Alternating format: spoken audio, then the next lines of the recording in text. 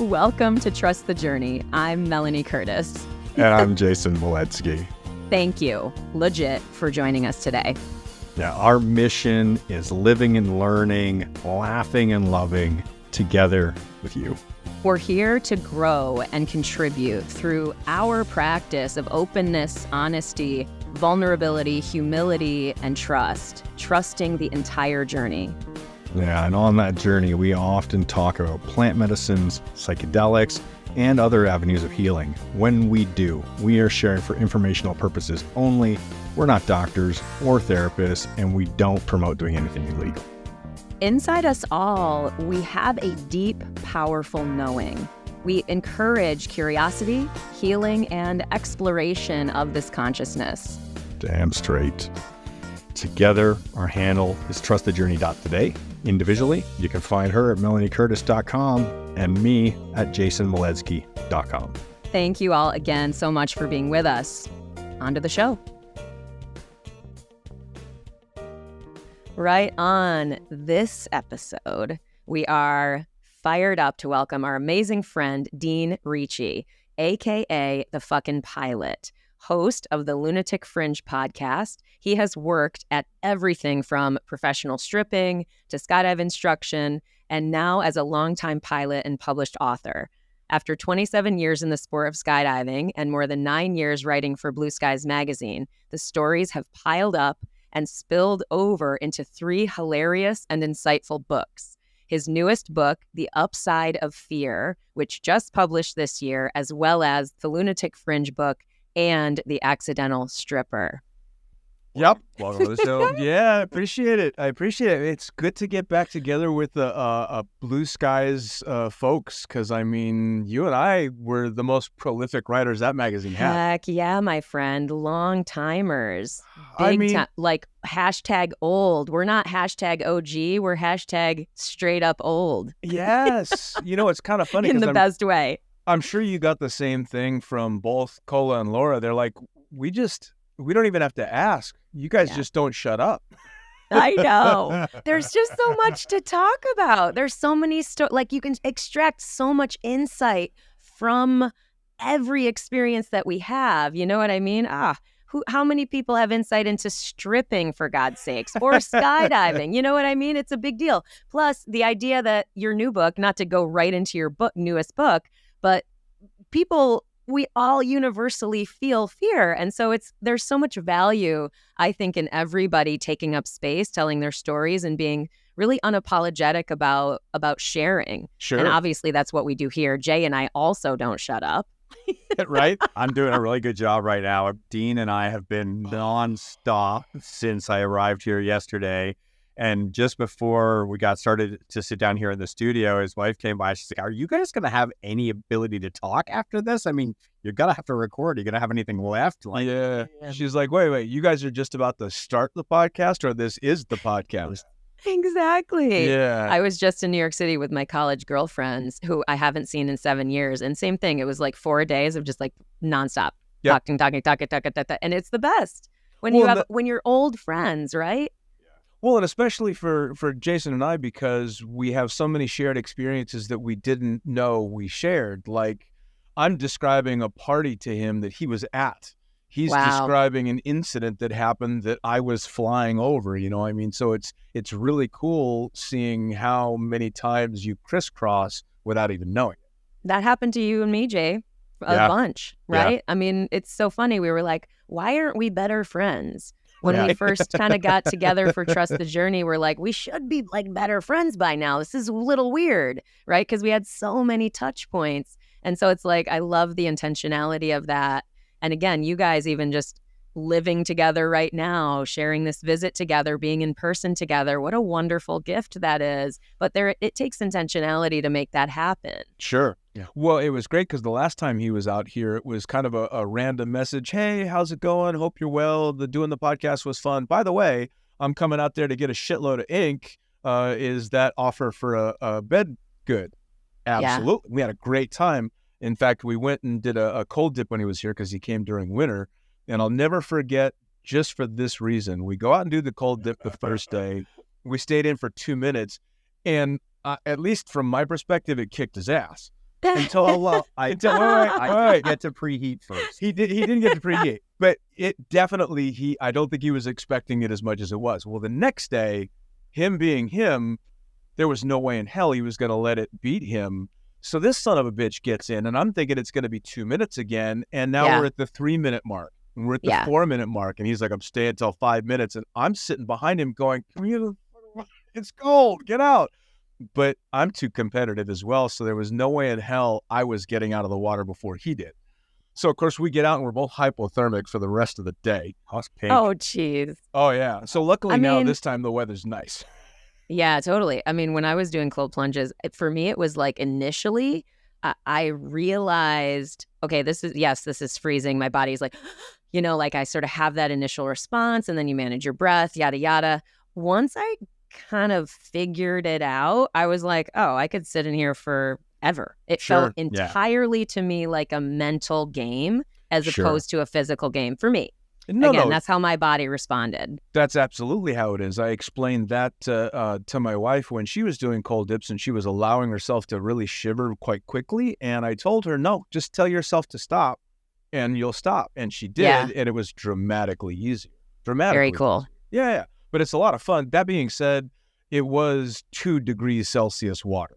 So it was, what is that? 29, 30 degrees below freezing. Well, it's salt, or almost at freezing. It's salt water when we went where we went, and it was iced over. Yeah, so it's going to be that like right at the freezing point. Oh yeah, and oh my God, 5 minutes in there turns your body to a pink tomato. Which honestly, totally. The video that I shot of that is one of my favorites because I'm like just being all like the monkey and those Japanese monkeys that sit in the hot spring, but it's ice cold. Yeah. But I'm holding that kind of like super calm face. And around 4 minutes or so, I kind of pan around and you can see Dean looking over his shoulder.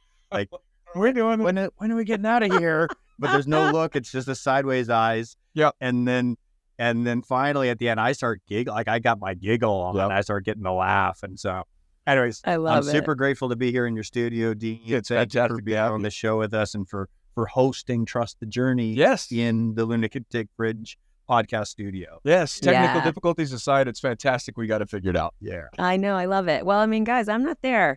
I know, you're diving in, you're talking behind the scenes. Like, where should we start? Like, Jay, I almost want to invite you. Like, what do you think we should ask our friend about first?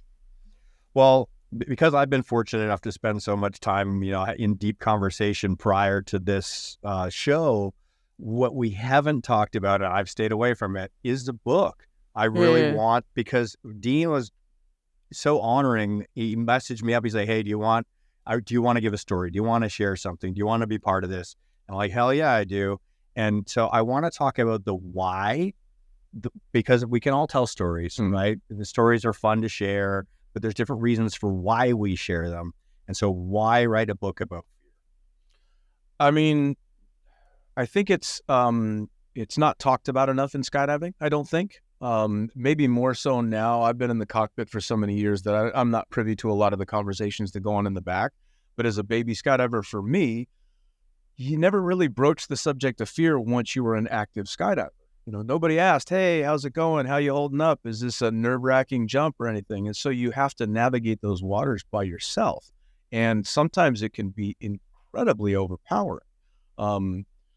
So much so that I, like probably a lot of jumpers, have stood down on a jump because I had a bad feeling. I rode a plane down once because my buddy didn't have goggles and I didn't have an altimeter. So we both rode the plane down instead of just going, here, use my altimeter or take my goggles. Yeah. Because something was wrong. And nobody talked about that kind of stuff. And I found through doing my podcast that my favorite part of stories from especially experienced and top tier jumpers wasn't hearing about the badass jump they did or the incredible stunt. It was the time they were shitting their pants trying to overcome fear. Yeah. They overshadowed every cool story ever because I wanted to know that a Craig Girard or an Omar Al-Hijalon had the same fears that I did, because if they did, that meant that I could overcome them. Absolutely. And that just kind of, I had so many of those amazing stories from incredible jumpers that it was, well, yeah, I need to write something about this. and I moderate for a page called the Beginner Skydiving Forum on Facebook. There's like 80,000 members on there. Holy cow. Oh, yeah, it's crazy. Wow. Now, granted, most of them are just tourists. They want to see what's going on, but there's a lot of jumpers there, newer jumpers or people going into AFF that are legitimately asking questions, and they're talking about the door monster, and they're talking about being scared under canopy, and all these things, and it finally just clicked. I'm like, I know a lot of really cool people with great stories, and I got a couple myself, so why don't I put this together and start doing some research on the science and biology behind fear as well, and then compile it all so that the kid that was me 26 years ago, who was scared to death driving to the drop zone, now can read about all these names that he's hearing and their scary stories. And so it just kind of clicked that this would be a good idea. Yeah, absolutely. It's so true. I mean, my deepest love in skydiving is helping young jumpers, mentoring, like really being there for sort of the next generation, as it were. But also, we've all been there. Yeah. You know what I mean? And to your point exactly, is that culturally, skydiving, I think, needed more vulnerability. It needed more acknowledgement of humanity, right? Like we've talked a million times about, Jay, we talked just about this on the last episode, how you had a really rough childhood and you were found skydiving and it was like helping you. Same with me. Not that I had as rough a childhood, but I'm more saying like I had a high level of anxiety, and like the experience of skydiving, the community, that all helped, and it helped us get away from that feeling and figure out how to navigate that feeling. But it's not something that was a topic of discussion until much later, when you're like, oh, I actually have a sense of myself. I've had some major breakdowns. I've had a lot of pain in my life. So now I have a sense of talking about this, and I believe in talking about this, so I'm going to. But that's not where we start. So same as you, Dean, that Beginner Skydiving Forum, I'm a moderator on there as well. I don't participate there too much because I have my own group where I do this with young jumpers, because I care a lot about that. Sure. You know what I mean? I want people to talk about fear in these spaces and know that there's a safe person that's going to respond to those things, and they're not going to be judged. They're going to be safely held in that sharing. Sure. So I love the notion of positioning your storytelling the way that you are about fear and making it more normalized. Well, and the thing with that too is that, I mean, obviously people deal with fear in different ways and have different experiences, but as soon as you know that there's a shared experience and you start to put an explanation to it, because it's the fear of the unknown. People are scared of skydiving because they don't know what's coming. People are scared of fear because they don't know what's triggering it. And as soon as you start to dig in and figure out what your triggers are, and the difference between having a bad feeling or just allowing a trigger to take over, or, seeing forward towards potential problems or just panicking, that's where you start to learn. So now I can be actively scared of something, and while being scared, step back and go, why am I scared? What's affecting this? How do I make a reasonable decision from here and not be reacting to the fear, but react to the situation? Yeah, love it. Jay, what do you got? Yeah, well, for me, the whole thing that we're getting to here is there's a deep underlying life lesson in accepting fear and allowing fear to be something that, first of all, we crack the door and we're like, okay, this isn't just something we slam the door on and say no, right? Because if we go through our lives with this idea that fear is something to run away from and to shut down and to turn off, then we'll never get through to the underlying causes. We never learn that fear isn't actually our enemy. Fear is actually our ally. Oh, yeah. Right? And so that whole concept of when I stand on top of a cliff and I'm standing there looking down and I know that I'm about to step off the cliff, fear is standing right next to me and we're jumping together. Yep. Right? And that concept of, at first, that felt like a Grim Reaper, right? Like that whole, it felt like the Grim Reaper's there, like, you sure you want to do this? This could be the end. This is going to eat you. You're going to, and what you learn is like the stories that we tell ourselves, and this comes from somewhere early on in our childhood, is we're programmed. I just watched a video yesterday of these little babies with snakes, right? The snakes are trained to be around people, and this person is demonstrating that the children only react to the way the parents react. Sure. They introduce a bunch of snakes around the babies. The babies are curious and playful, and they have no fear inherent of the snakes. And it's only when they see the parent's face go and put a fearful look on the face that the baby then starts to be afraid. And so basically all of our fears, mind a couple of them, like heights, skydiving, heights, are where they're learned, right? We learn them in this life. We don't bring them in with our DNA. Heights is something that all animals know, and we know that if you're up high and you fall, that the risk is there. So back to this standing on the edge of the cliff and having this relationship with the Grim Reaper and being like, hey, we're going to embrace this fear and we're going to respect it and we're going to acknowledge it and we're going to take all the steps necessary to learn to modulate our bodies, our breathing, our heart rate, our nervous system, everything that's involved in finding homeostasis so that we can act in a state of presence that allows us to do what's necessary, and also to be the perspective to be wide enough so that we can enjoy it. Sure. Right? So that we can actually be there and see it all. And what happens is that leaves the skydiving world and that goes to like a tough conversation. Everything else. Right? It moves Reaches everywhere. Every other part of our life. Right? Well, especially with skydiving as a reference, as again, back to the beginnings of skydiving, you guys will probably both remember this time in skydiving when half the drop zone were running around with no fear t-shirts on. And that was skydiving. That was, it encapsulated that. If you had a no fear t-shirt on, that meant you knew what was going on. You had gained something that I, as a student or low time skydiver, I hadn't earned that no fear yet.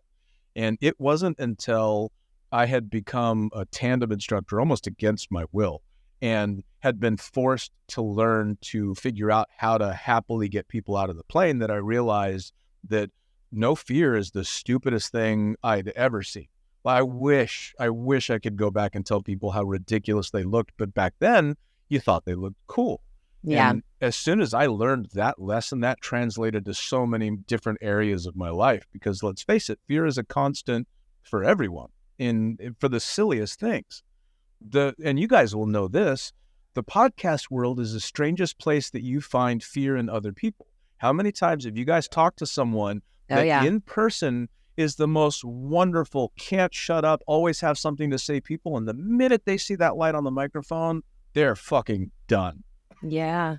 It's a scary environment for some people. It depends on what people are afraid of, for sure. I mean, you as a writer also probably understand this. Like, I know in my evolution as a writer and as a person in a public forum, I say this to people a lot about, it may appear that this is very easy for me, but don't forget, I started doing this 20 fucking years ago. Yep. And do you think I wasn't tortured like I'm still somewhat tortured by putting myself out there in various forms in new ways and this and that.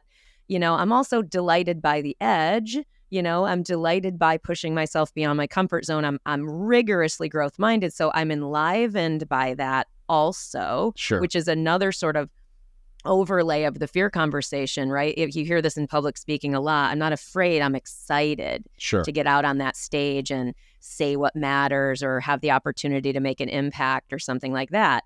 So anyway, the writing, I feel like that's interesting. I'd be curious what your thoughts are on that as a writer, because this is me selfishly asking. I'm writing my next book about my psychedelic healing, and that's going to be uber vulnerable compared to everything else I've written, even though I'm pretty vulnerable already. So what would you say to that? How does that come up in your experience as a writer, and how do you navigate it as a writer? Honestly, when I first started writing, it was more for me than anyone else. The first book that I wrote was The Accidental Stripper, and I literally wrote it because the life that I was living at the time was so completely ridiculous that I wanted to get it down in some way, shape, or form. And my mom is a writer, my uncle's a writer, so I kind of had it in the DNA. So all right, I'll get it down. And then eventually I decided, even though looking back, it's not a great book, it was fun to write, and I published it anyway. Yeah. So there wasn't a lot of vulnerability in it because other than a few close personal friends, I never got feedback on it. It was such an obscure book. And even though it came out after I had been writing for Blue Skies, I didn't really push it that much. Yep. The Blue Skies thing, I guess I kind of felt vulnerable now and then, but you'll know this. Laura and Cola were so open and welcoming to printing everything. They never edited a single word that I wrote. Ever. And I wrote some arguably horrific stuff for that magazine. I mean, I was as over the top as I swore a lot. So did I.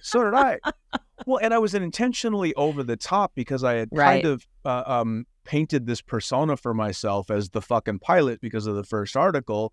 And Cola would usually spur me on, hey, keep it spicy. Let's have fun with it. You know, talk about boobs because we're going to put boobs in the magazine this month. Oh, jeez. And so I got a lot of positive reinforcement from that. And it wasn't until I got the first piece of hate mail Blue Skies ever got for one of the pieces that I wrote. Good for you. Yeah.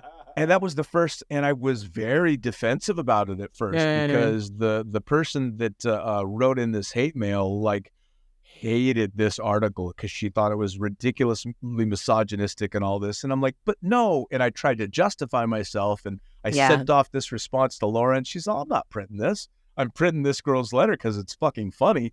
Oh, geez. And that's when I had to just stop and go, okay, no, you've put this out there. Some people are going to like it and some people are not going to like it. That's right. So you either learn to deal with that or stop writing for anybody else. And that was kind of where it flipped for me, where I just decided, all right, I'm going to put these things out there and I'm going to try to do it in a thoughtful manner. And I'm certainly never gunning for anyone, but I'm not going to shy away from pissing people off. And I don't know well enough to keep my mouth shut. So I with my writing, I don't think it's bravery. I think it's just some mole of a need in me to put down my random thoughts. And you'll know this as well. You won't hear anything back but that one positive email that you get. Yeah. One minor thank you. Hey, I really appreciated this. I really liked the podcast. You did this or you did that. Man, that's all it takes. I'm good for the next 10 years. Yeah, just true. One little positive thing, and you're like, if I positively affected someone, I'm all in. Let's go. Yeah. Totally, man, for sure. I just want to quickly respond to that, Dean, because for sure I feel you on all that I think for some the expression is a calling, and for me it feels similarly. It feels like I have this calling to be seen, be known deeply. And I believe that quite deeply as service, right? So there's a magnifier of I'm not just it's not just the calling, although that's a powerful thing. It's also that I believe when I am seen deeply and known deeply, that actually is a service. Sure. It actually is a value to other people. And so, yeah, it's hard. It's hard. But Jay, I want to let you jump in because I could talk about this one topic all day. I know. I'm like, how long we got? Well, there's 3 words that I want to say, and that's speak your truth. Right? And so this is the thing that I think is a really important statement for every single one of us, is this concept of speaking our truth, and the fear element that we were talking about earlier, and the relationship of like, how do we really say what is true for us and not bend it to try to make it suit the audience, right? In whatever form that is, whether we're speaking publicly, whether we're writing it down, in some way, we're speaking our truth. And I think as younger people, that as children, it's easy, right? Like right away, we speak our truth, but then we start to change. And at some point, we start manipulating our truth to be what we think others want. And for me, this goal in life is to actually just be that. Sure. Like be the voice that is the real me, that's the real you, and not editing to suit other people's comfort zones or approvals or lifestyles or opinions or any of that. So, yeah, I completely agree. I could never imagine having to figure out which person I was supposed to be with what crowd. That being said, that doesn't mean that I don't know how to not say fuck every 3 minutes when I'm at a wedding or, in a place where it's not appropriate. Although I must admit, being a skydiver for as long as I have, I think it's appropriate in most places to say fuck. It's on my website, the front page, and I work in corporate environments, for God's sakes. Absolutely, but it's I'll tell you what, it's a lot like I'm sure your writing is for you as much as it is for me. I don't want to have to second guess what I wrote. I mean, I'll take an artistic paintbrush to a story, but if it's a story about me, it's pretty much true. In fact, to go back to your other question real quickly, the only time I really put myself out vulnerability-wise was about a year after dating my wife. When we were still dating, I let her read The Accidental Stripper and told her, just in case you've got any questions, read this. Get back to me with anything you need, and if I don't see you again, it was nice meeting you. And so there was no question about it. And that was one where you're like, all right, I basically just told her all the shit you're not supposed to tell somebody you're dating in writing. So let's see how that goes. Pour over it. Yes, which she did, but now it's kind of funny because if you ask her, she'll tell you flat out, I'll never read that book again.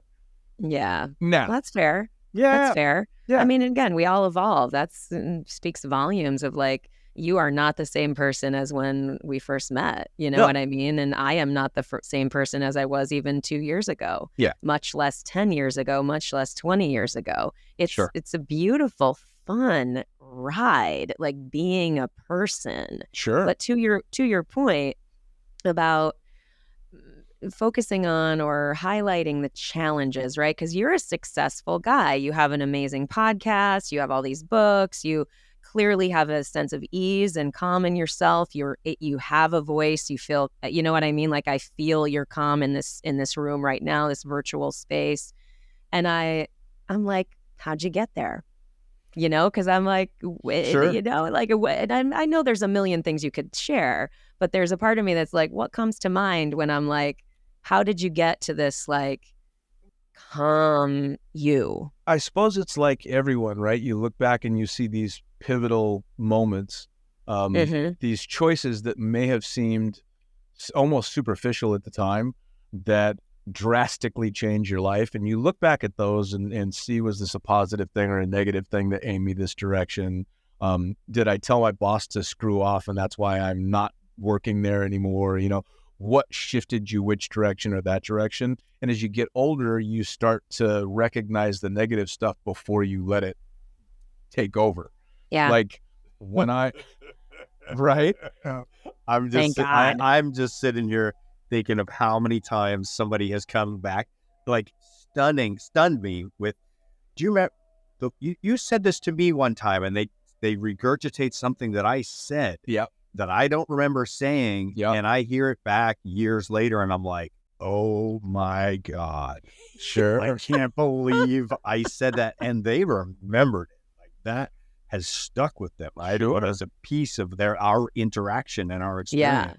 Yeah. I don't know which is worse, having someone else bring something like that up or randomly, and I'm sure you guys have this happen, randomly some fucked up thing you are not proud of just pops into your brain. And I physically wince. Like, for some reason, something shitty I did will call, and you just go, fuck, did I do that? Yes, the worst. That's a big lesson, right? I mean, which I suppose every time that's ever happened to me, that's kind of when I get to go, okay, I guess I am human because I actually feel bad about this thing. Yeah. Like, I guess I'm not actually a sociopath. I'm just occasionally an asshole. Yeah. Which is fine. But everybody is. Yeah. So. Everybody is at some point. Of course. I think the big part of it is just getting comfortable in your own skin and deciding that this is who I am. And although I can absolutely improve, for the most part, I like who I am. Far from perfect. I wouldn't ever want to be perfect. I like flaws in people. I think they're what give you character, and having to overcome your flaws are what gives you that real insight. You know, I mean, I have a lot of character flaws that I have to constantly work on trying to get better. So let me jump in here. We've been talking about a number of different things. A lot of it is like 20 years ago kind of stuff, shooting stories back and forth. And I mean, on this side of the camera or this side of the microphone, you've got two guys in their 50s who've grown a lot, who've changed a lot, right? Exactly. And we're not the same people that we were. And this, I want to get to a question in here, which is, what's some of the harder lessons that you've learned in this journey that have forced you to level up your character, whether it's through the public voice or being the pilot in command or the tandem instructor or that up jumper on the drop zone? Like, where has your path veered?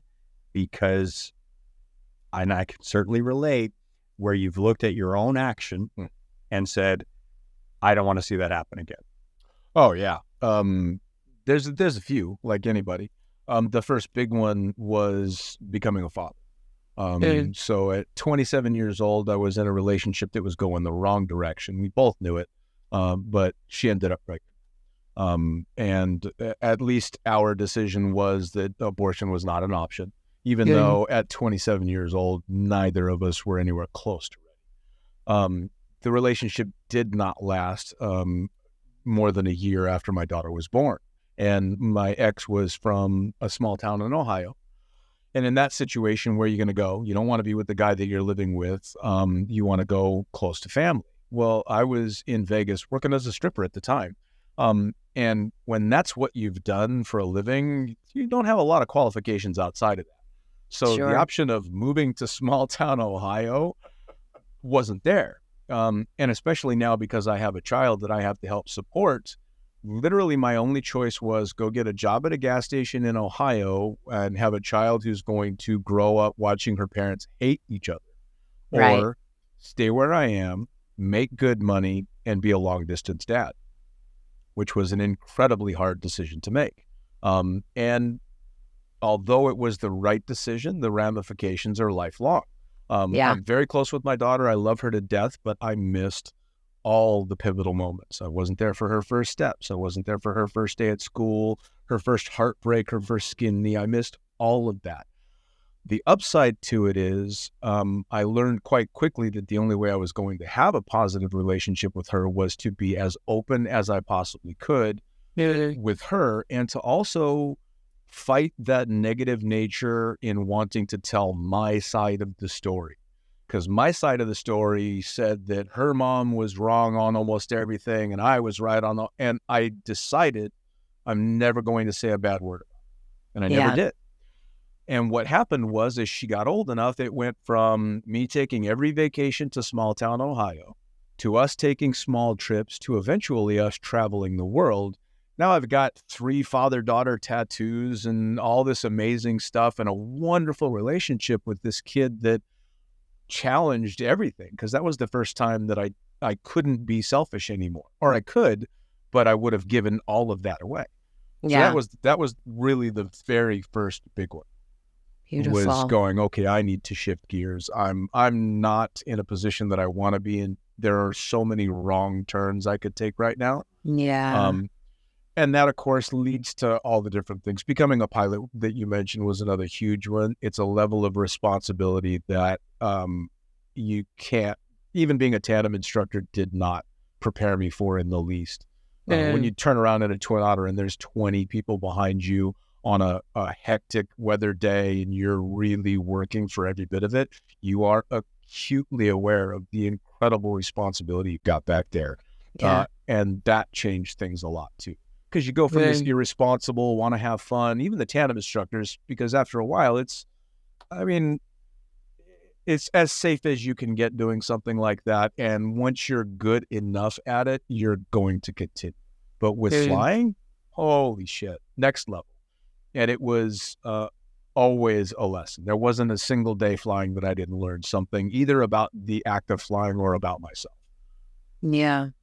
You know, I think it's important to highlight thank you for sharing, by the way, about your daughter and the challenge of that decision, because how many of us have met a crossroads or are in scenarios where the decision seems vastly unclear and or lose, right? And I'm not suggesting that we can't shift mindset and learn how to have a different perspective on things, but those scenarios where you really feel stuck and you're like, no matter what I do, it's not going to be great. Theoretically. And I'm not saying that's what occurred, but I'm saying that's what we think. Sure. Well, even on the backside of making that decision, 27 years later, I can say it's still incredibly bittersweet. She was, for all intents and purposes, raised by another guy, her stepdad, who I think is an amazing guy. But there's a humility to knowing that when the day comes that she's going to get buried, I have to share that walk with somebody else. Yeah. That I have to give credit to someone else for doing all the things that I didn't do. And there's not an insubstantial or a level of guilt that goes along with that, because you always have to ask yourself, but what if? And that's at the end of the day when it's important to go, I accept me for who I am, and I forgive myself whatever I didn't do right because I tried like hell, Yeah, totally. Yeah. The sponsor of today's episode is Great Spirit Farm. Yes. Love having Great Spirit Farm with us, and specifically their Ayahuasca microdose tincture. It is a natural MAOI antidepressant and anti-anxiety. Great Spirit Farm describes the feeling as a warm hug. It can help you access deep creativity, flow, intuition, and improve vivid dream recall, which actually has totally been my experience. So what is exactly in the bottle is the ayahuasca vine itself. So this is a tincture extraction, double extraction tincture that contains the Banisteriopsis caapi vine. Now, the particular vine that this has been extracted from has been growing in Florida now for over 25 years. And the ayahuasca vine does not contain DMT, so that makes this tincture 100% legal in all 50 states. Yeah, Great Spirit Farm recommends starting with 1 to 3 dropperfuls and increasing your dose gradually from there until you feel the effects. There are no known contradictions with antidepressants, and always check with your doctor and only take as directed. And what's really great about what Great Spirit Farm is doing is they're making sure that 10% of all the sales are returned to the Shipibo tribe, honoring the medicine's indigenous roots with active reciprocity. Now, if you want to try this tincture out for yourself, you can go to the website that is ayadose.com, AYADOSE.com, and you can enter our discount code TTJ10 to get 10% off your order. Again, that's ayadose.com and all caps TTJ10 to get 10% off your order. Totally. I mean, and I'll just share this briefly. We don't have to go into this as a topic, but as this sort of juxtaposed thing, it's similar for me as a woman not having children. Sure. And having a life choice or a life experience that did not bring that to my existence. Sure. I have, other experiences that I value deeply, but it's definitely a thing in a woman of my age who isn't necessarily certain they didn't want to have kids, but also wasn't certain they did want to have kids. There's this interesting gray area where you're like, and so you sort of have to, like you said, really be with that feeling and be with yourself and grieve if there's grief there, and lean into acceptance and love of what you do have and gratitude for what you did choose. And so I see that in your story, and I feel that in my life experience as well. I feel like that's the parallel. Sure. But Jay, go ahead. I want to give you a chance. So you have to be able to learn to live with the what if. Absolutely. So Absolutely. that's the perfect segue. The words, there's two words that have been swirling around in my brain, and they're guilt and shame, right? Because for me, what has been the big pivot moments has been when I fucked up, like if I fucked up and other people have had an experience that was not pleasurable for them based on my choices and the things that I've done.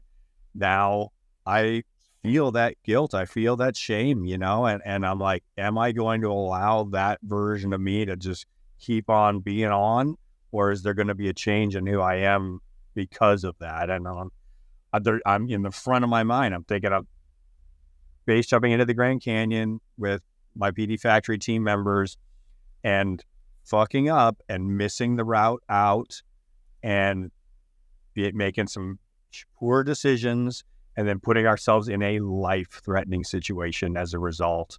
And it's and there was anger and resentment and like these really tough things between us, animosity between us, because I was in charge. It was my responsibility and I fucked up, Yeah. And then how I've moved through life after that that stays there. That rings a bell. Oh, it's never changed. Every time I walk out into the wilderness with somebody on my side who's perceiving me as the leader of this, I recognize that error that I made. Sure. And it's just the forward example in the skydiving, sphere of one of many, guilt or shame kind of situations. So, well, and the fucked up part true. about human nature is it's dramatically easier for other people to forgive you than it is for you to forgive yourself. Right. Dramatically. I still beat myself up about shit that people that were on the wrong side of it probably don't remember anymore. Yeah, and exactly. You still have that guilt or that what if, and living in that what if just... I know. That's why the practice of that acceptance, like you were saying, is super important. And it's challenging. Again, talk about acceptance and yay, we're, it's so easy just because we know that that's a concept and we're going to go and accept ourselves. Duh. No, it's like it's a process we have to engage in with thoughtfulness and integrity and intention. Otherwise, it's not going to happen. Sure. We're just going to trench neural pathways that keep us in guilt and shame. Well, and that seems to be a big thing that's missing is that intention from modern life, because now it's all 30-second video clips and endless scrolling, and you forget the substance for the flash. And people don't dig in anymore. They don't dive in. It's all superfluous. Like the big scandal that just happened with the Olympics and the boxer. The day it happened, everybody's posting all this horrible shit, and then 3 days later, it's they're taking everything down because they realized they just posted the first thing that they saw that made them angry and didn't bother to research. Nobody goes deep anymore, and it sucks. In that type of forum, yes. I would push back on that in the sense that there are spaces where people go deep. I think our space here is one of those examples. You know what I mean? There are communities and collectives, a Trust the Journey family, another example. Certainly healing circles and people that are committed to growth and healing and all that. I know that's not what you're talking about, but I do want to touch back on, push back on that, because there are spaces. If a person listening to this is like, man, I'm in shallow fucking spaces, but they want some depth, like they do exist. For sure. But I would say that someone that's listening to this podcast is already starting to work their way out of the shallow shit. True. It's the people that aren't looking any deeper. And I'm just as guilty of sitting on my phone and scrolling through random shit. But I'd like to think that I pull myself out of it enough to go, okay, what really matters? Because this is garbage. When I sit down, I showed him a TV show the other day that makes me giggle. And it's strictly because it's mindless and it's funny and it takes you away from all the other bullshit that's being fed to you. And it allows kind of that gap. And then literally out my back door is a forest where I can literally go wander in the woods on or off of whatever I need and just go dive deep into whatever I've got going on. So there's that nice balance. I want to take a little bit of an opportunity here to jump into this kind of the deep end or the shallow end of the pool And because a large portion of our audience is a skydiving audience, and we're in a skydiving forum here with you, Dean, there's something I want to share to any of our newer listeners or newer family members in the Sky family world about not being afraid to go ahead and just dive into the deep end. Because there's this idea that we have to hold ourselves up and be like strong. And that means pretending to be stronger or fearless in some way. And that means there's like this machismo or bravado or whatever, word you want to use, that when you walk around the drop zone or you interact with somebody, that you're not going to show them your weakness or your vulnerability, and that's perceived as strength. And the truth is that that's very, very veneer, right? It is so transparent. It's so thin. And you really see it on people coming into the community. They're trying to hold their own.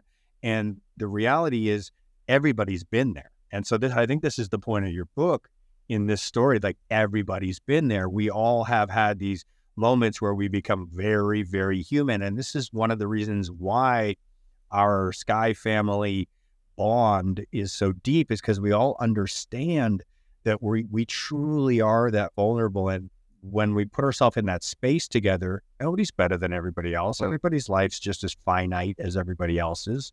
And the quicker that we let ourselves dive into the deep end, the sooner we're willing to go there, the easier it is to go there when we need to. Sure. Right? The deep end in terms of sharing and being emotionally vulnerable and being in our humanity is what you mean. 100%. Not relative to the physical act of skydiving. No, the deep end of like just wanted to clarify. Open heart, right? So like when we sit down and have a conversation, going ahead and revealing our fears to one another rather than hiding them or trying to learn a technique to manage them or whatever. Like, let's just be real right away, Well, and it adds such an incredible layer to, something for us as normal as jump run, and that nod to your friend or that fist bump. It's not a have a fun jump. It's a, I see you. We've both been through the same shit. It's an acknowledgement of so much more. And I remember a number of times having students asking, how come you always gotta give the fist or whatever to everybody? And I'm like, it's not just a handshake. It's an acknowledgement that we've gone through a lot of shit to get where we are. Absolutely. Oh, it's so true. It really is. Like, true. It's not just a handshake. It's one of the reasons that I fought back on a post that used the word blue skies, and somebody had posted something in a negative light online saying that saying blue skies is outdated and it's bullshit. And so I wrote the background to all of it. And I'm like, you don't have to say it, but this is the meaning behind it. And this is what people mean when they're saying something like that. So it's a lot like saying I love you. If you're a frat guy just trying to get laid, saying I love you means nothing. But if you actually mean it, there's so much more to it. Well, it's the same thing with that little nod and that shared experience of overcoming whatever you did to get where you are. It's a big deal. And a lot of that's being vulnerable to telling people, holy shit, I'm scared. Oh my God, I'm terrified of this, or I'm nervous about that, whatever it might be. Yeah, I've heard this sentiment is one that I love and I believe in quite strongly. I certainly embody this, is that enthusiasm is also very brave. As in, there's so many people out there to like the no fear shirts, the looking cool, the old vibes of skydiving, certainly. But you see this in the world today still. There's something really amazing about being willing to care about stuff and to be known for being an enthusiastic person. And again, I've heard it my entire life about being super positive and you're so enthusiastic and all this shit.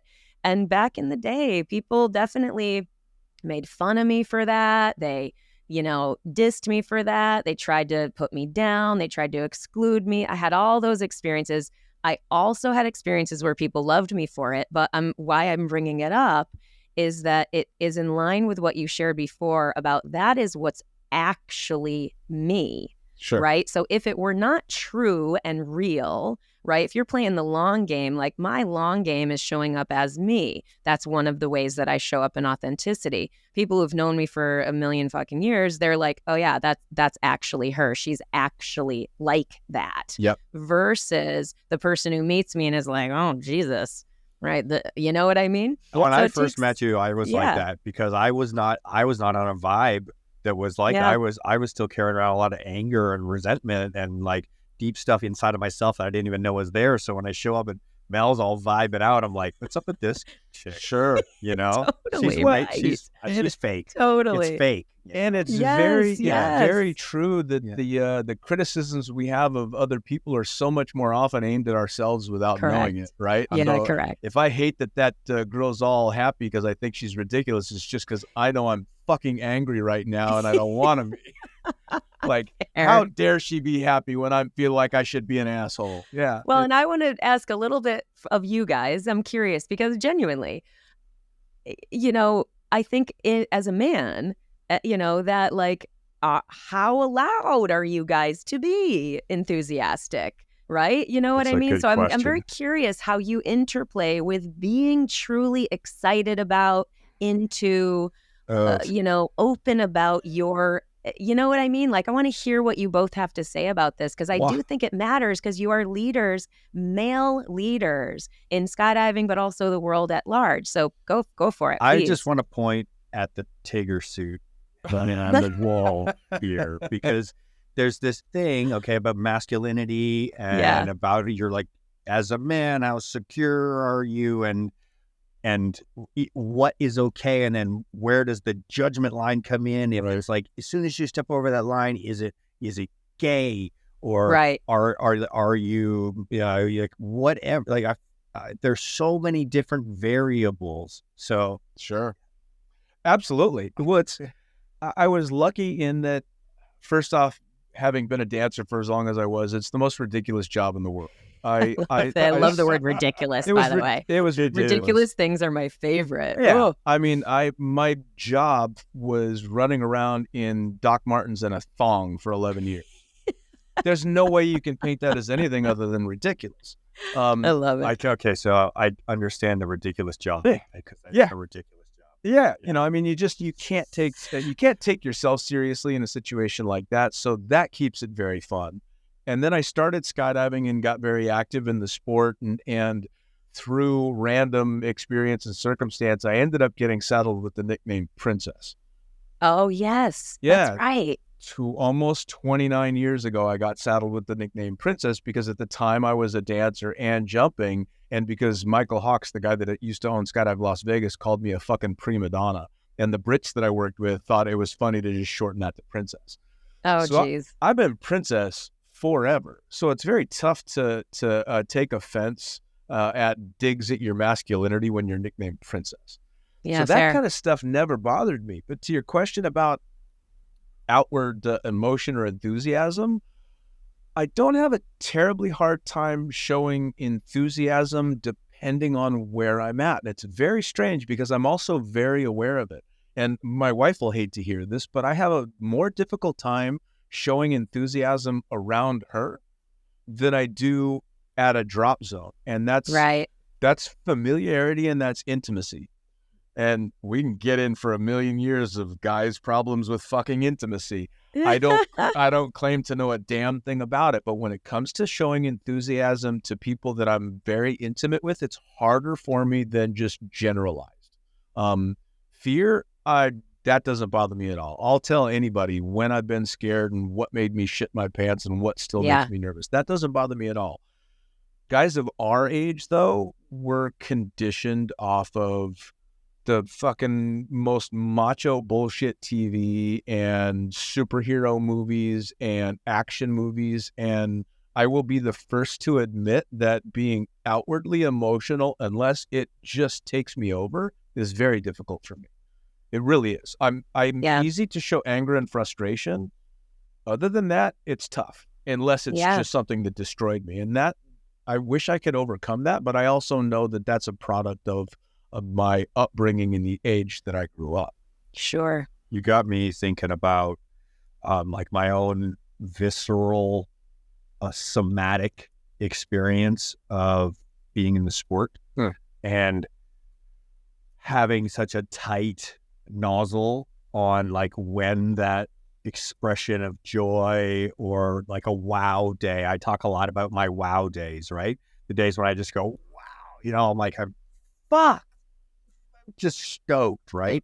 And it started happening like when I'm in free fall, having a great jump or whatever, but as a performer, right? Like on stage in front of an audience, as when I was a competitor, I was very stoic, right? Like my performances were like ruthless, badass, stop, or like boom, strength, power, like dominance, right? Like very, very structured and very, man, that filter was on so tight that only certain types of me were allowed to show it. What brought it down? Intoxication. Right, sure. Getting intoxicated, and then the walls came down, and then learning to get on stage and present myself through DJing and get in. So thank you to music, and thank you for performance, and thank you for like learning to let go of my own fears of expressing myself in front of people, because that standing or being in front of an audience and expressing my emotions openly through dance, through performance, and then eventually doing it in drag. Totally. Like amazing. Talk about like peeling the back of the layers of the onion. I mean, you're a stripper, it's people talk about peeling back the layers. Yeah. It's funny because the same thing. I mean, somehow they fucked us up in that it became an unmacho thing to show you were happy. Yeah, How exactly. fucked up is that? You're not even supposed up. Yeah, you're not even supposed to show up when you're really happy. And of course, the intoxication helps that out a lot. I was lucky in that I didn't have an issue with the other stuff. Like, I mean, in 2004, some friends and I won the film festival in Cross Keys, and it was just a video of me dressed in drag shopping in Cross Keys, like around Williamstown. Small town? Yeah, in Williamstown, New Jersey. Yeah. I have no idea how we'd been doing a lot of drugs, clearly.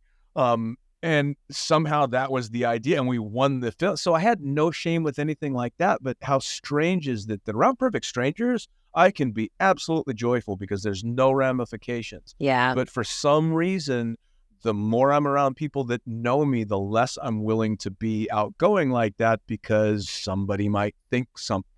And it's and I'm sure you do the same thing. I consciously tell myself, I'm going to this party. I'm going to have a great time. I'm going to be outgoing. And I could be like this and be chatty, but I'm not over the top. I don't let things go. And even though I'm telling myself, do it. And it's just programming that is so hard to overcome. Yeah, I bet. And thanks for acknowledging that. Well, this is an easy space for me to share that kind of stuff, even though I know it's going to be viewed by thousands of people and all this stuff. It's easier for me to do this than to do this with close friends. How weird is that? Well, I think there's something to that in the sense, like one thing that I noticed about my experience is I, black sheep of the family, one that moved away, did all the crazy things, all that stuff. But there was, not necessarily an exact moment, but there was a slow burn of this knowing that I missed my family, that I was disconnected from them, that I was, over the years, this is like took a multitude of years to really pick this apart. And then, of course, with more healing work, yada, yada, but is that I was away from them, that same as you, Dean, I had the same experience where I'm like, I feel so much more comfortable, more loved, more accepted, more free, more intimate with my friends than I do with my family. And my family is not, they're great. They're wonderful people. Like they're loving. It's like they have their own dysfunctions. But my point is that it's not like they were abusive to me, like that type of stuff. But I still was like didn't really get it, but I was deeply, deeply afraid of being rejected by them. Sure. And so I extracted myself hard from the family unit. And it took me years and a lot of my deep, and I'm not saying this is your experience, but this is mine and what I saw in myself when I was like, dude, what's up with that? Like, Sure. and also feeling that desire in myself to want to figure out how to cultivate honest, intimate, natural, loving connection with them, even though my life is so different. I used to feel so sad. I was like, I've done all these things. My family will never be able to understand Sure. my life, and I'll never be able to understand their life because they have stayed in the home, they got married and had kids. That's not what I did. I did all these weird things. They'll never, and I used to get real sad about that. But then I was like, no, we're humans. Like what's keep like, so it was, anyway, I'm rambling, but it's more like that idea of I kept myself from them, and I felt a similar thing Sure. of like feeling more afraid to be around them. No, absolutely. And I don't know that I ever had that in regard to family. I just always had my own path, although I didn't necessarily know why I was doing what I was doing. It was just no, that's the direction I'm going. Maybe not even putting a particularly large amount of thought into it. And the great thing about getting older is knowing that you start to learn a lot more about yourself. And I know now that I am very much an extroverted introvert. If you leave me to my own devices, you can leave me alone for weeks on end, and I'm fine. I am like COVID for me. Woo! Social distancing, amazing. I don't have to put up. I don't have to be on. Yeah, and it's same. not that when I'm on, it's an act. It's not. Correct. I'm a horrible actor. I'm not good at it. It's just that I have this point where I would have checked out an hour ago, but I'm obligated. So I keep going. And my wife is incredibly social. And so I find myself getting better at it, stretching out my social interactions. But I ghosted my own goodbye party in Dubai. Nice. Well, good. Yeah. I gave a couple of hugs, said I got to go pee, and went home. Because I'm like, that was good. I'm good. This was my party. I'm going to, I'll cry if I want to kind of thing. Right. So I'm a lot more comfortable with things now because I've acknowledged and learned much more about who I am. And all right, eventually I need an off switch. I need to walk away. I need to be on my own. And even my wife understands that. She'll see, he's reached his limit, and she'll just kind of give me a kiss and go into another room. Leave me alone. Yep. So it's a good I'm feeling like I'm in a much better place than I was 15 years ago when I couldn't figure out why I was in a horrible mood halfway through the party when I just didn't want to be there, Mm-hmm. Totally. Yeah. Totally. I identify with that for sure. And I also feel, relative to the family share that I just put out there, I feel so much better about myself and my life now that I've made intentional efforts to improve those relationships. So it's like, that's not necessarily the specificity of that doesn't necessarily need to land for everybody listening or you, but more like no, in line with yourself more, listening to those callings, that it showed up as you as a writer, you feel more called to be out there. It's an interesting thing about trusting that, putting intention and action behind it, and then what results from it. Well, and I'm sure you're the same in that the act of writing or doing the podcast is absolutely putting yourself out there. It is just like going to the social events and all that. My sitting down at the computer to write something that's not for someone else, but it's for me, is absolutely all of those things. And it's learning, wait a second, why is my tank half full right now? Why have I have less capacity? Oh, that's right, because I just wrote 60 pages and I've dumped all this out there and I got nothing left to give at the moment. Yes. Tough. So, this environment and what you said earlier about how there's a safety in here, even though we know that this is going to be consumed by the unknown audience. We don't know who's going to listen to it. Right. Therefore, we don't know what judgment is going to come back. But somehow we've curated a level of a relationship with our own fear of that judgment, right? Correct. It comes from spending time in the space. And this is what Melanie was touching on earlier, saying, it takes 20 years to get to this point. But so I feel like there's kind of something that I want to pass along here, which is everybody has access to a version of this in their own lives, where whether it's, here's one, I'll speak from my own life, run towards anybody else's, picking up my phone and recording a video message to somebody that I care about and sending it to them. Simple as, right? Simple as. And how many of you listening right now are having a little cringe inside when you're like, but if I say it on video, then it's permanent, it's recorded, I'm accountable to it. Hi, Matil. Hey, you came to visit. If I say it in the video and I send it to somebody, not only is it recorded, but it's now out of my control. I've given it out to somebody else who now has me on record being my authentic self. And so that's where I want to put this like attention piece, is because the version of that you're hearing from me or Dean or Melanie right now is not a scripted version or a performative version. This is the everyday version. This is it. That you this is what you get. And Mel, I'm sure you could think of one of the videos that I've sent you. I love that. I was already like, give me a chance to talk about the video. My favorite are the ones when you sing.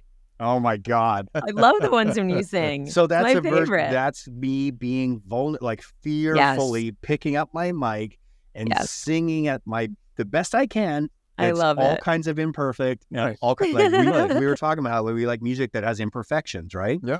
And singing and sending somebody a happy birthday message, singing happy birthday, and trying to really put my soul into the singing, so that when they receive it, they're like, they cared about that. It wasn't the happy birthday. Like it's not the dry version. Yes. Sure, right? Well, and I do the same thing. To that end, though, even something as simple as recording a voice message just to yourself, the act of just saying out loud what's rattling around in your head can do incredible things. It really can. One of the greatest things that I've learned over the years in regard to skydiving is what we as jumpers have learned through tragedy. And every one of us that's been in skydiving for any length of time has suffered tragedy that the normal non-jumping public can't even conceive. But the one thing that we learned to do a long time ago was reach out to the people we care for and say things that you would not normally say. Correct. You know, the guy that I was before I was a skydiver would never message somebody on the other side of the world just to say, I love you. Hey, I love you, dude, because I just lost a friend. And it finally transitions into the point where, thankfully, I don't need to lose someone now to make sure that I tell the people that I'm engaging with how I feel about them. And that's actually one thing I suppose I'm kind of wrong on for myself, is it's not that I can't say what I feel. I have no problems verbalizing. I can tell someone I love them. It's the showing part that can be really difficult. But it's a step in the right direction, right? And that is specifically because in the sport you learn, this could be, it probably won't be, but this could be the last time I have the opportunity to interact with this person. I need to make sure I've got it all on the table. And it's a huge lesson to learn. It really is. Yeah, and I love that you're modeling that just because we learn a concept doesn't mean we're going to be good at it right away. No. Obviously, like, duh. But it's important for people. You're elevated on a pedestal. You're the guy with the big podcast and the books. Like, it matters that people see that you are doing your best to grow and do better where you want to do better. Sure. You know what I mean? So it's really a beautiful example of that, like, I really don't show it so well, but you know what? I can say it, and sure. I'm glad that I can do that. And you're sharing it here. I mean, some people listening will probably be like, damn, that's me for sure. Sure. And see themselves in your effort and maybe try a little more for themselves as well. I hope that's what happens. Well, and it's the first time you get positive feedback.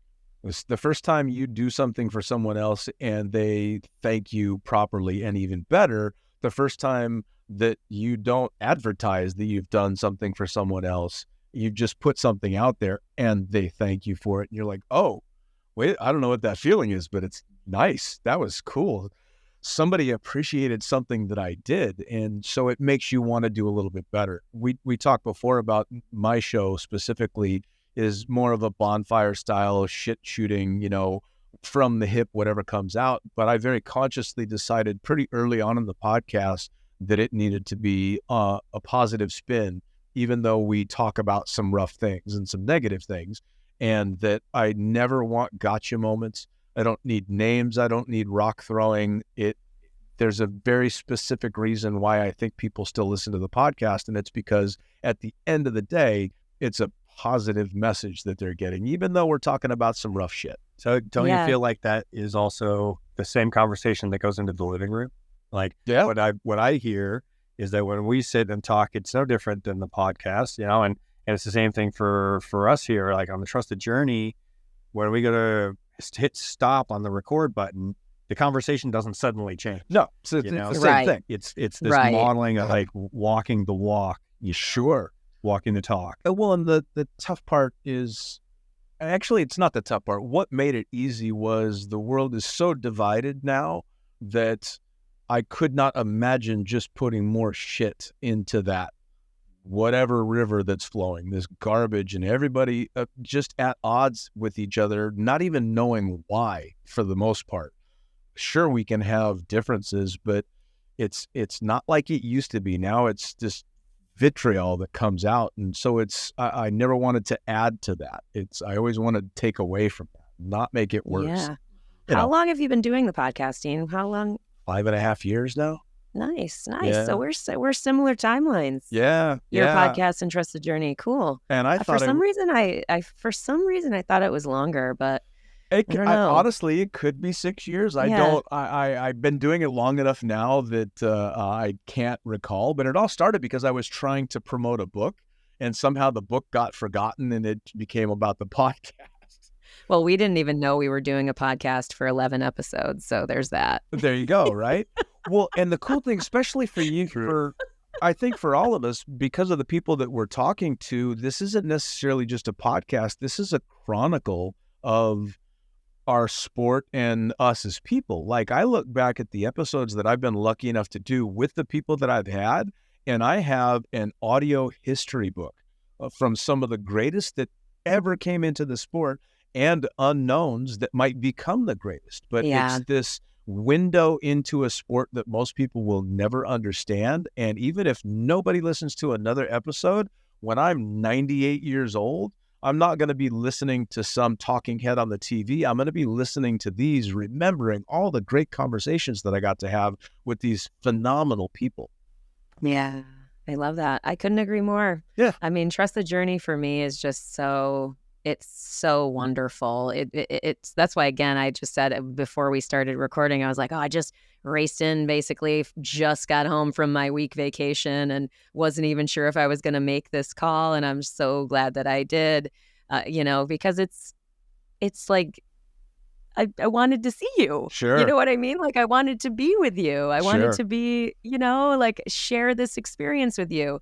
I knew that I would be like, my heart would be sad if I were listening, even though it would have been great to hear you two just talk, the two of you.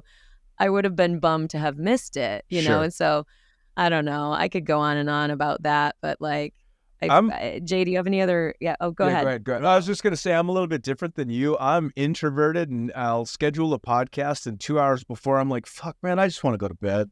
I just want to go to bed. Right. I don't want to do this. God damn it. Why'd I have to schedule this? And then 3 minutes into the podcast, in my head, I'm like, yes, this is great.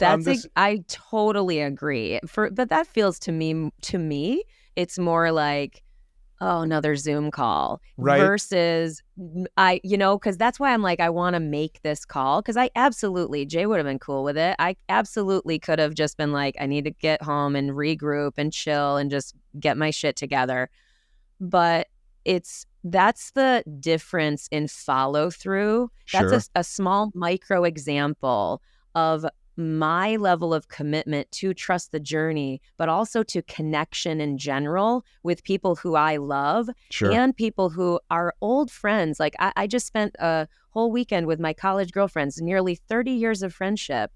And we're old enough that we don't have really the opportunity theoretically to make old friends anymore. We can, and we're going to live a long time. But my point is like, there's so much gold here. That's the level of commitment I have to my relationships, but also to this space and what it delivers me, but also what I hope it delivers other people. So I want to talk about the soapbox for just a second, Ed, because we each have one here, right? Like, we're very public voices. We have a soapbox, and this whole concept of picking up the mic and the soapbox and like, what's my message? I think this is really like kind of what we're talking about here. And I'm there's part of my brain that won't let go of some of the major influences that have helped me as an individual. And I know that you know these same people. You both know these same people. They've helped me as an individual learn what I want that message to be, which is also learn who I really am, right? It's the speak your truth version. And so the version of me, 25 years ago, still had a lot of stuff going on that the truth then is not the truth now, because the growth that's come through interacting with people like Craig Girard, okay? The dude just reeks of positivity, it's unreal, fun-loving, acceptance, zero judgment, makes it safe for everybody, makes it fun for everybody. And that the way that you're like, is this person real? Like, oh yeah, and how now I want to be like that. Oh yeah, I want that to be my soapbox, is to model these versions of these people. Oh yeah, right? Yeah. Craig is one of those guys that if you're like me and you tend to be on the grumpy side, part of me just wants to choke him because he's so nice. I'm like, how come I can't be as nice as you? And my favorite Craig Girard story is, I think he was my 4th guest on the podcast. So it's not an established podcast. We're in Dubai. I'm the guy that flies the plane, and he knows me, but he doesn't know me. And you would think most anybody would just go, no, appreciate it, but no, I'm a bit too busy. I'm Craig Girard. Not only does he agree to do the podcast, but he spent, at the time my studio was in my bathroom, he spent 2 hours sitting on a toilet talking skydiving with me. And that entire time, all I'm thinking is, how amazing is this guy? This is a world champion sitting on a toilet talking to some guy he barely knows. I love it. And that's been the biggest thing that I've gotten from most of my guests turn out to be exactly that. And the fun thing is, getting to our age it's fun being the elder statesman now, because you've seen all that and you've done all the goofy shit, and you've been that punk kid, and you've been the one that was out of control and wouldn't listen. And so it's so nice to have shifted gears, and now you get to watch it happening and go, all right, come here, kid, sit down, so great. Sit down. I think this is a big reason why our friendship is flourishing so much, is because earlier on, although we crossed paths so many times, just like Mel, just like you and I, we weren't matured into the versions of ourselves that really appreciated the things to come, kind of like. Correct. You were in very different places, very, very different places, because I vividly remember crossing paths with you in Cross Keys, 2004 and 5. You were full on competition and all that. But you were Jay marching across the fucking landing area with your glasses on and that teeny little canopy over your shoulder and marching. And then at the end of the day, it was you and your group, and I was chucking drogues, and you were that, and I was over there. And it wasn't that there was never any fuck that guy. It was just oh no, I don't belong in that group. And I would not have been on your radar. Why would I? I'm chucking tandems. I'm just the guy that's clogging the airspace behind you. So it's kind of funny because you can look at it, but you can look back at it with the experience that we have now and zero animosity that our paths didn't cross in a friendly way, because we were just in different places. Absolutely right. Absolutely right. I mean, go ahead. I want to pivot this to some gratitude, because what I've found is that we've ended up, all three of us have this rich history together of crossing paths so many times through our journeys, and we've ended up in such a similar places. And so I want to bring some attention to that, because what ends up being the similarity in this growth and maturity through life is attention to our own needs, right? Paying attention to our health, our physical body, our mental body, our spiritual being, paying attention to what's actually our priorities in life. What are we choosing to spend our time on, or what are we choosing to not spend our time doing? That's the big one, right? Correct. This is inevitable for everybody. So I get the reason why I'm wanting to add this into this particular podcast is we're all going to face this. This is going to happen to every single one of you listening right now, is that we're all going to continue on down life's path, and we're going to get offered the same choices, and it's up to us. Are we going to take the same choice we've always made, or are we going to make a new choice? Right? And I think the reason why all three of us are such good friends on such similar life paths and similarly joyful, dare I say, jovial, in like loving life, and finding happiness and satisfaction in so many versions of life, is because of making choices into versions of ourselves that are, improved on. Acknowledging the times when you were the wrong version and vowing to shift gears and change that. That's a big thing. It is big. And one thing, Dean, I want to acknowledge too before we close is thanking you truly for sharing your platform with me. I don't, Jay, have you ever been on his show? Twice. Okay, yeah, cool. I wasn't sure. I was like, I can't remember. So yeah, like really sharing your platform. I'm saying it for me personally because it means a lot to me individually, personally. I recognize the value and the risk when you share your reputation and your platform with another person at all. And I always really valued that. And I feel just, I honor that, and I really respect it, obviously, given we're doing similar things. But in terms of you having me on your show, it means a lot to me that you have had me on and have given me the opportunity to be seen by the people that trust you. And so thank you for that, my friend. I appreciate it, and I appreciate you. It was an absolute pleasure having both you guys on, and we're going to have to do it again. We'll have to do this on my show.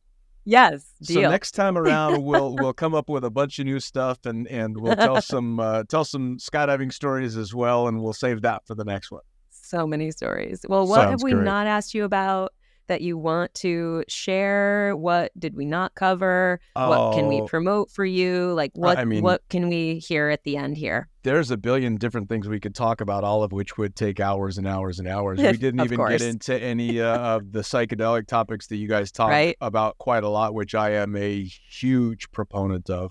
Well, let's talk about that. That's why we say, what did we not cover? Let's talk about that a little bit. All right. Well, I'll keep it super brief. We actually talked about this yesterday. One of the biggest learning experiences that I ever had, and one of the reasons that I learned to cope with fear the way that I have, was an absolutely atrocious acid trip. I had a horrible bad trip and went down an incredibly difficult rabbit hole. And in that experience, without knowing it, learned how to cope with fear in a way that I don't think I ever would have had that not happened. Wow. Since then, especially psilocybin specifically, allows you to gain insights on yourself that you would not normally gain. I'm generally not a crossover guy. I'm not looking to go all the way through the curtain. But the amount of value to be had on this side of that curtain is still incredibly vast. I was just talking with a friend. I was like, some people experience past lives and this, and some people rocket through the universe and this and that, and that's cool. More being, I joked with my friend that I was like, I'm still working on this lifetime. Sure. Absolutely. Absolutely. So I'm like, I haven't necessarily touched all the past lives and stuff. Well, and I may get to a point where the heroic dose and the crossover stuff is something that I'm interested in. But again, I'm talking about a history that basically began with an incredibly negative crossover experience. Sure. So I'm still 30-something years later, not quite ready to walk across that bridge. Maybe I'll That's get there. fair. But the fact of the matter is, even I don't want to say low dose, but even Recreational. a more on the recreational side dose of mushrooms, I'm a huge proponent of a solo trip for the kind of stuff that I want out of it. I get a lot of insight being on my own, walking in the woods, working shit out. And it's amazing how good it is. And if you know how you're going to react, then a solo trip is something that can be incredibly valuable. Now, solo stuff is not for everybody. Some people just aren't in a mind space to be able to do that. Obviously, set and setting is incredibly important with all of that. So before you've done anything like that, you need to look into it. But once you know who you are, that kind of stuff as a benefit is, I can't say enough about it. It's absolutely fantastic. Other than that, we've talked about quite a lot. That was the big thing. I want to second that. The learning the space, investigating psychedelics in a safe context, and then learning what your baselines are, and then recreational dosage in nature alone is probably at the top 3 of my most important life experiences. Period. Well, and as odd as it is, I would say that one of the top 2 or 3 pivotal experiences in my life was that bad LSD trip. Yeah. I learned so much about that. And again, we talked briefly, I had a really scary experience flying. I had a bit of a medical issue with my inner ear, and I suffered a vertigo attack while flying the plane. I managed to get all the jumpers out of the plane, but then while in the middle of a massive vertigo attack, I had to descend and land the airplane. Wow. If I was ever going to completely lose my shit in life, that's when it was going to happen. And it would have been a justifiable way to go out. It took everything that I had, but it was that first experience with real fear, to your core fear, that allowed me to go, all right, this is happening. Deal with the ramifications later. Right now, you have shit to do. And I was able to land the plane and obviously deal with it. And there was a lot of working through that after the fact, but I credit the fact that I was able to deal with that level of fear specifically to that bad acid trip. And how weird is it that such a horrible experience early in life saved my ass 20 years later? Absolutely. I tend to err. For me personally, I feel much better when I have a facilitator present for a higher dose experience that's meant for that introspective and healing. But that's okay. That's just how I choose to approach that work. It's not to say that I won't have an experience like what you guys are describing. I'm more literally voicing that just in case other people are listening and want to hear another idea. Hey, it's whatever works for you. Yeah. But I mean, it's incredible. So many people say that about their psychedelic experiences. And again, bad trip, relative. Yeah. Right? I've had a lot of quote unquote bad trips, what people would look at and go, it sounds fucking terrible. Sure. But the truth is, it was exactly the healing I needed and the insight the poison I needed to purge, all of those things. I never use the term bad trip. I say challenging or tough. Yeah, me too. That was challenging. Because all it ever rigorous. Is a mirror of our it's really just looking at what's going on inside of us. Sure. And bringing it to it brings it to the front of our consciousness. And we're like, I don't want to deal with this because, I've been avoiding this for a long time. Yeah. Now when it's right in front of me, I feel nothing but fear and wanting to run away from whatever I've been hiding inside of my psyche. Fight or flight doesn't work in that situation. It doesn't. No, it doesn't work. It doesn't work. Go fight yourself. Good luck. Yeah. Well, it was interesting looking back as I got further away from that bad experience, looking back and understanding what the trigger was, and where I went wrong. And it was an evening. We'd spent the whole night before dosed up, and you hit that point with LSD, with anything, I suppose, where you either want to keep going or you want to stop. And we wanted to keep going. And the Grateful Dead happened to be in town when this was going on. So there was easy access. And we went and procured more and took it and went about making our plans to go have a great day. And an hour or so later, we all realized we're still coming down. So like a bunch of teenage idiots, we all went up. The stuff we bought must have been bad. Let's go back and get more. And we got more, double what we got, took it. And the instant that the paper went down the back of my throat, the stuff we thought was bad kicked in. Oh, the dear. mental shift was, instead of me going, this is going to be amazing, I can't wait to see what happens, it was, holy shit, this is going to get bad. That was it. Yeah. Now, all these years later, the exact same thing happened in the airplane. All right, this is a fucked up situation. I can either let it spiral out of control, or I can remain as in control as I need to be to get this done. And it's it's a decision. Fear is a decision. How you handle it is a decision. Everything comes down to decisions.